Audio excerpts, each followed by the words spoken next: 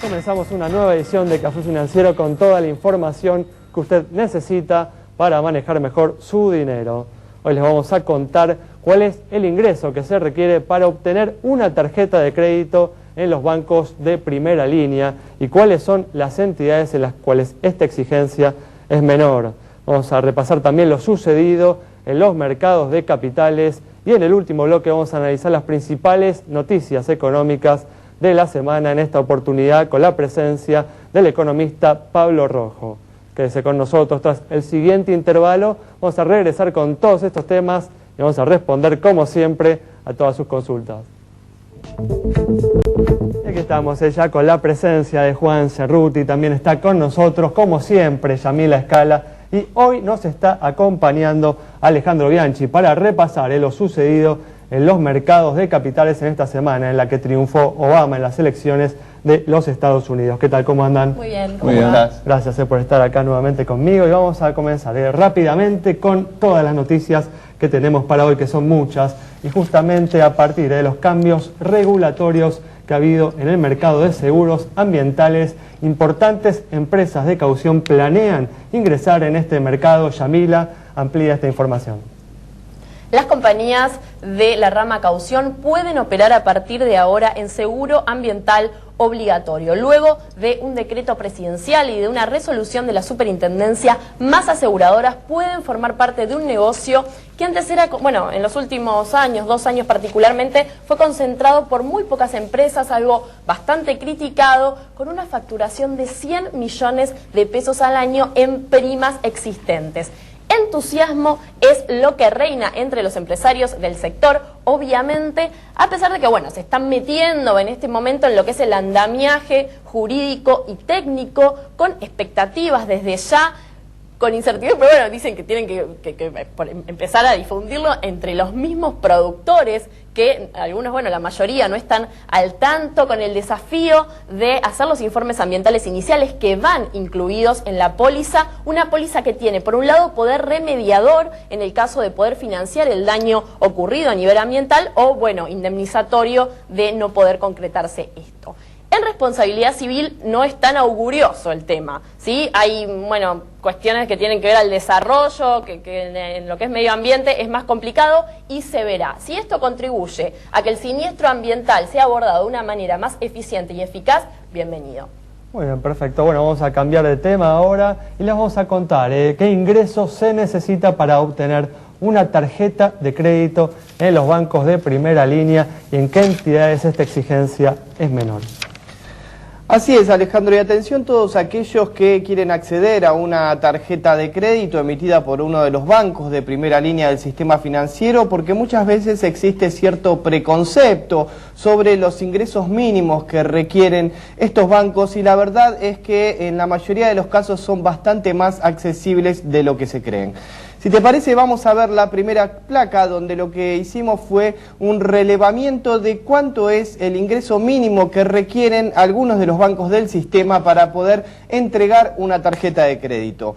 Bueno, primero tenemos el caso del Banco Ciudad y del Banco Macro. En estos dos casos no hay un mínimo requerido de ingreso, pero sí vale aclarar que aquellos que quieran acceder a estas tarjetas de crédito emitidas por estas entidades deben cumplir con los requisitos habituales. Estos son básicamente dos.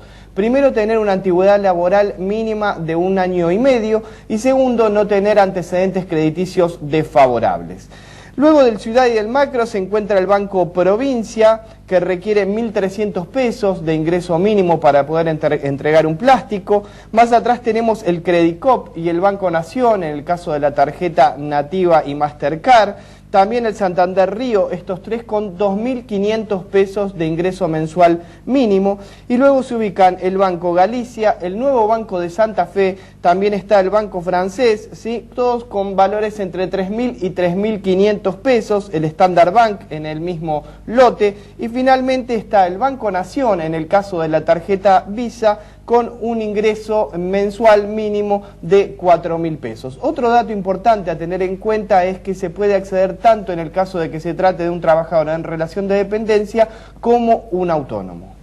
Muy bien, información entonces muy importante que deben tener en cuenta. Recuerden también, ¿no?, que los bancos de primera línea por lo general cobran tasas menores que el resto de las instituciones, así que si usted suele financiarse con la tarjeta de crédito, este es un aspecto, un punto bastante importante porque puede estar pagando por el financiamiento mucho más que lo que le cobraría una entidad de primera línea.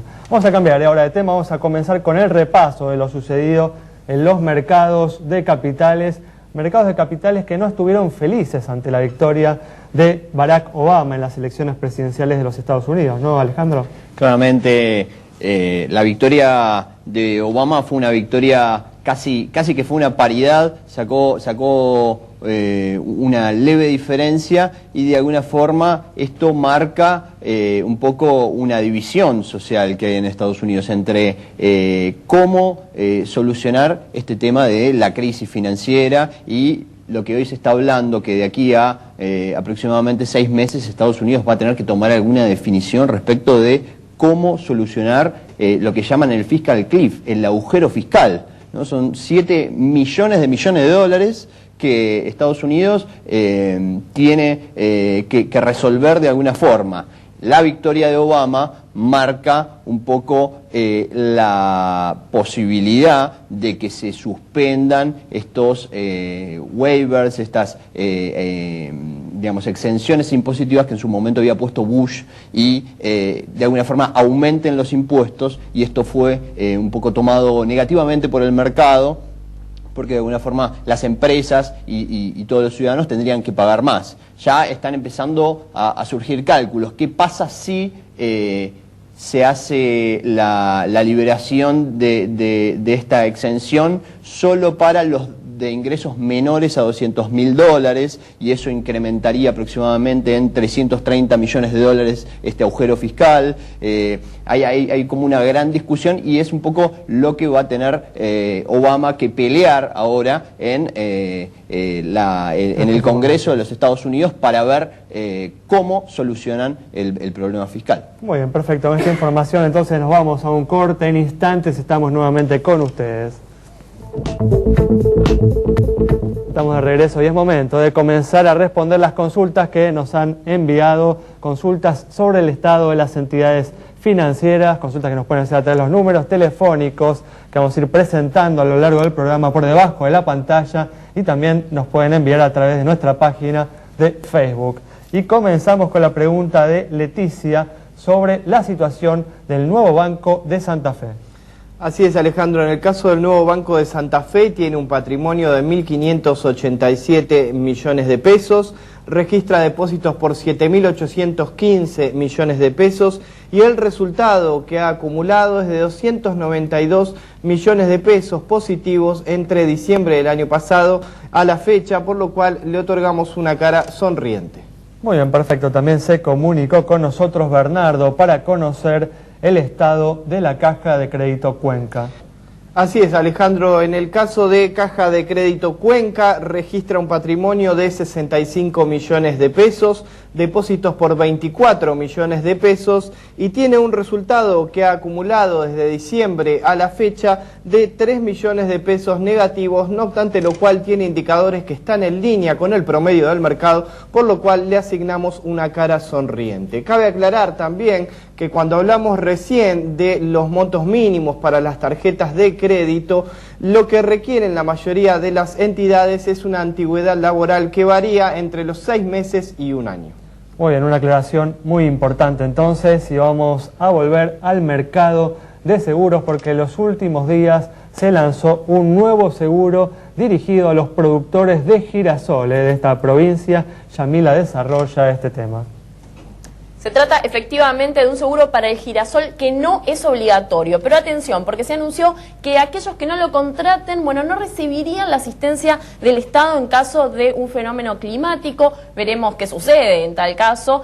Lo cierto es que esto se comercializa a través del Ministerio de Producción y cubre contra incendio, granizo, resiembra, por planchado y viento. No toca el tema de la sequía, lo cual nos lleva obviamente a preguntarnos en qué quedó el famoso multirriesgo obligatorio que incluye sequía, del cual tanto hablamos este año. Bueno, para fin de año no habría novedades al respecto, se está trabajando a paso lento aparentemente, se está discutiendo más la universalidad que la obligatoriedad y no habría subvención estatal, al menos en los primeros borradores que se están manejando. Veremos si esto se llega a convertir en una realidad, pero ya en el año que viene.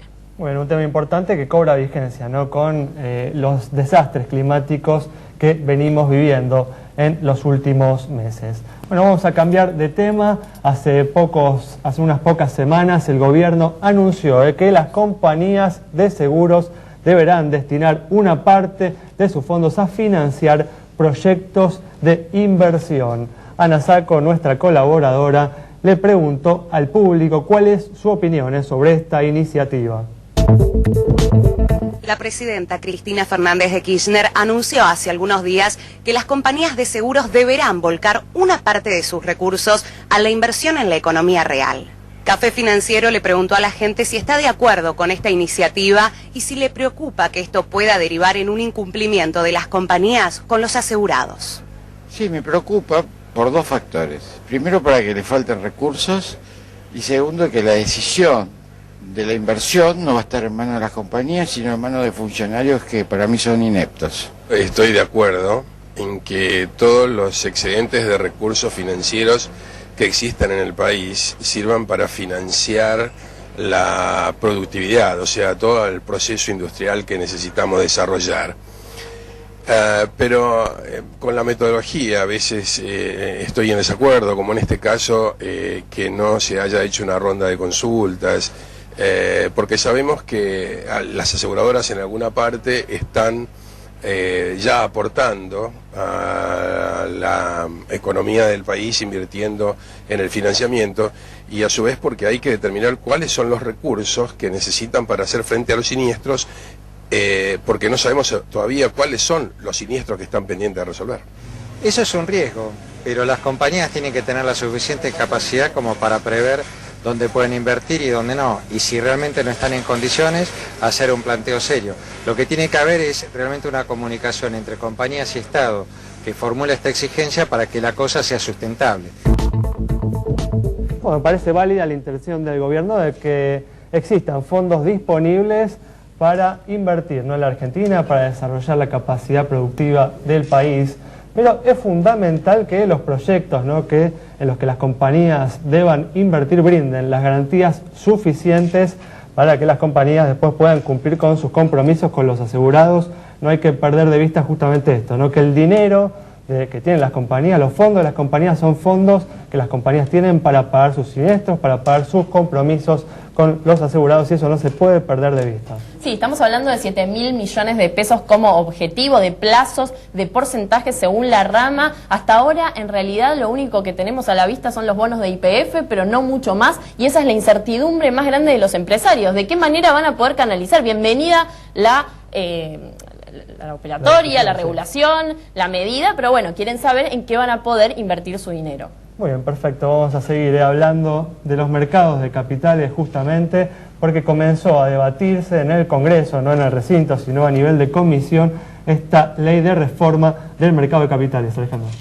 Bueno, la ley 17811 es la que hoy por hoy regula los mercados de capitales y determina que, por ejemplo, la bolsa o los mercados de valores son entidades autárquicas y tienen su propia regulación. Esta reforma tendería a concentrar quizá un poco más de regulación en la Comisión Nacional de Valores y tiene además otras aristas, por ejemplo el tema de que los operadores quizá no necesitarían tener una acción del mercado de valores para poder ser o tomar la estructura jurídica de sociedad de bolsa, con lo cual podría haber un incremento de jugadores en el mercado. A lo que en principio intentaría apuntar esta ley es a tratar de modificar un poco la tendencia que tiene en los últimos años el mercado, donde ha habido casi ninguna empresa que salga a cotizar al mercado, y inclusive, por ejemplo, estamos teniendo en las próximas semanas quizá la salida de una que podría ser la empresa Gami.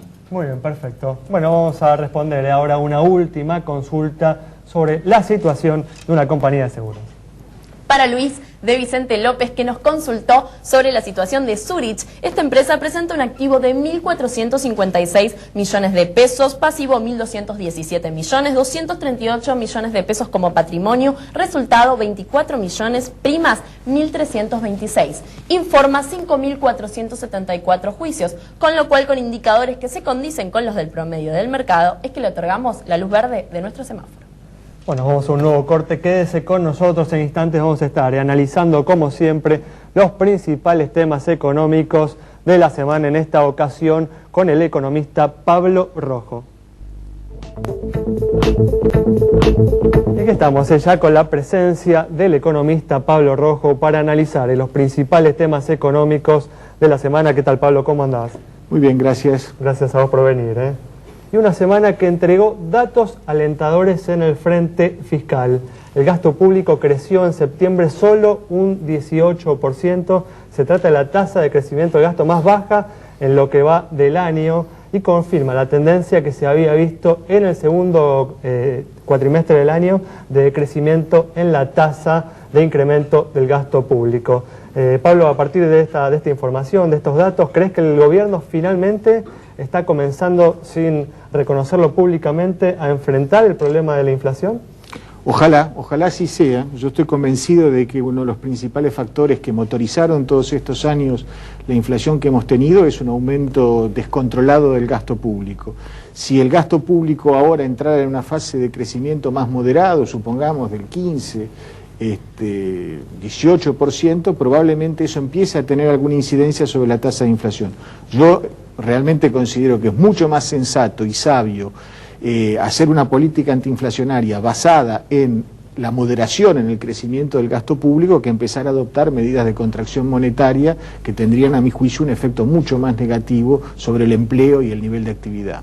De todas formas, Pablo, ¿se puede combatir la inflación, tener éxito en el combate contra la inflación sin reconocer públicamente este problema y presentar, además, anunciar algún tipo de plan? No, es muy difícil porque realmente con las tasas de inflación que tiene hoy la Argentina, lo que sería más sensato, incluso si uno mira la experiencia internacional, es llegar a un acuerdo de precios y salarios con el conjunto de los actores políticos, sociales y económicos. Y eso implica reconocer cuál es la situación que tenemos, pero va a ser muy difícil, digamos, que cuando una economía se encuentra con tasas de inflación como las nuestras, 24, 25, 26%, solamente se utilicen, y además calladamente, sin que nadie se dé cuenta, medidas de tipo fiscal. Está bien.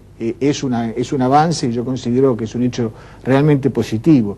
Pero si queremos obtener resultados en plazos razonables, la Argentina debiera tener un acuerdo salarial de mediano y largo plazo, estableciendo criterios para toda la economía en materia de precios, de salarios, de tipo de cambio, de evolución del gasto público. Entonces sí, empezar a fijar objetivos compartidos en materia de evolución de costos y sobre esa base sí construir una política antiinflacionaria seria. Y desde ya con una normalización del INDEC, ¿no? Obviamente. Bueno, obviamente para eso hay que tener estadísticas confiables, todos estar de acuerdo sobre la base estadística que se utilice, el 10% del 8%, entonces dice, no, es el 25%, no hay ni siquiera una manera de tener un lenguaje en común como para poder llegar a un acuerdo. Pablo, hablabas recién del tipo de cambio. ¿Qué análisis haces de los crecientes controles cambiarios que se han dado, sobre todo, yo diría, en los últimos 6, 9 meses?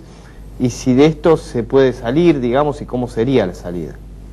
Es bastante fácil entrar en el control cambiario y es muy complicado salir. Sobre todo es muy complicado salir sin que se produzca un ajuste súbito de la tasa de cambio. Hace un año el gobierno, con los niveles digamos, no de evasión, sino de fuga de capitales que había en la economía argentina, tenía realmente dos opciones. Una era ajustar el tipo de cambio, como en ese momento hizo Brasil. Brasil tenía un tipo de cambio a mediados del 2011 de 1,5 reales por dólar y lo pasó a 2 reales por dólar. Devaluó en 3 meses, en 2 meses, 25-30%. Bueno, en ese momento la Argentina estaba en una encrucijada, digamos, en un cruce de caminos. Tenía dos opciones.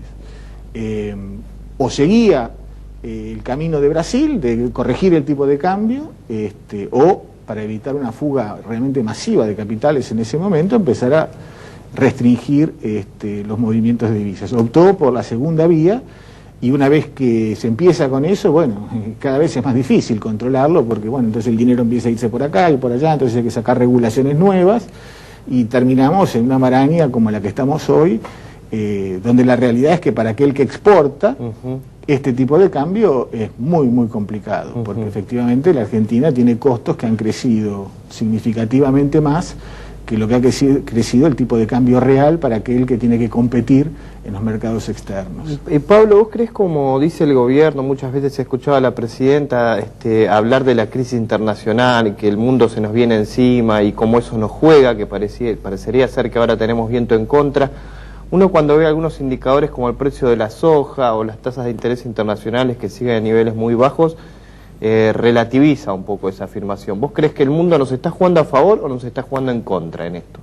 No, globalmente nos sigue jugando muy a favor. Hay problemas en los países del sur de Europa, que son conocidos, en España, en Italia, en Grecia, pero eso es una parte muy chica de la economía mundial y yo diría una parte todavía menor de nuestro comercio exterior.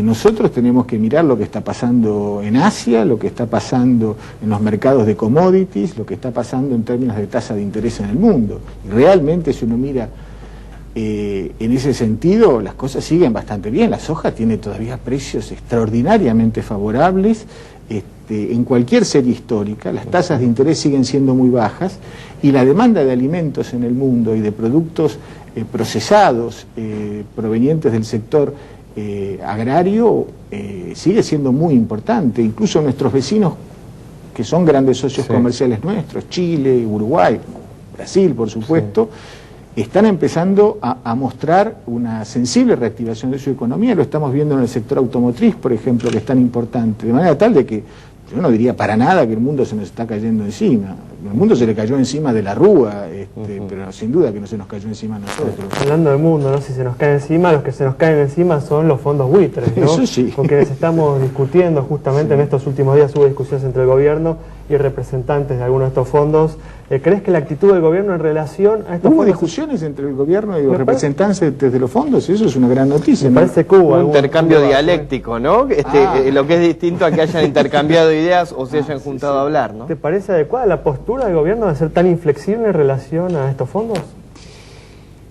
Bueno, es cierto que si uno va a hacer un canje, para lograr un éxito en un canje de deuda mala por deuda buena, tiene que prometerle a los que no entran en el canje el infierno, porque si no nadie tiene tendencia a entrar en el canje. Entonces, desde ese punto de vista y en esa perspectiva, el gobierno hizo correctamente las cosas cuando, para asegurar una masiva participación en la reestructuración de deuda, prometió el infierno para los que no ingresaran. La ley Cerrojo. La ley Cerrojo y otra serie de decisiones. Bueno. Ahora, de eso ya pasó bastante tiempo. ¿Y hoy qué tenemos? Tenemos 92% de los acreedores que aceptaron las condiciones que la Argentina puso y un 8% que son los que siguen litigando. Si ese 8% se aviniera a aceptar las condiciones que ya aceptó el 92%, sería un extraordinario triunfo de la Argentina. Ahora, eso no sabemos si va a ocurrir o no, porque en realidad lo que está pendiente de definición por parte del juez Griesa, cuando se refiere a la igualdad de tratamiento, es si la igualdad de tratamiento implica que el 8% de los que no ingresaron al canje tienen derecho a ser tratados como el 92% que sí ingresó, cosa que a mi juicio no sería malo para la Argentina. Claro. A mi juicio eso no sería malo, porque la Argentina siempre estuvo dispuesta a pagarle a los acreedores aquello que ya aceptaron. O que el juez Griesa diga, no, al 8% hay que pagarle el 100% de la deuda, es decir, las condiciones. En ese caso estaríamos frente a un problema. Ahora estamos con la moneda en el aire. Muy bien, bueno, Pablo, muchas gracias por haber estado con nosotros. Nos vamos entonces con este análisis de Pablo Rojo sobre la postura del gobierno frente al tema inflacionario en la primera parte de esta charla y cerrando con la actitud del gobierno frente a los fondos buitre. Nos encontramos el próximo martes a las 17 horas aquí en Metro.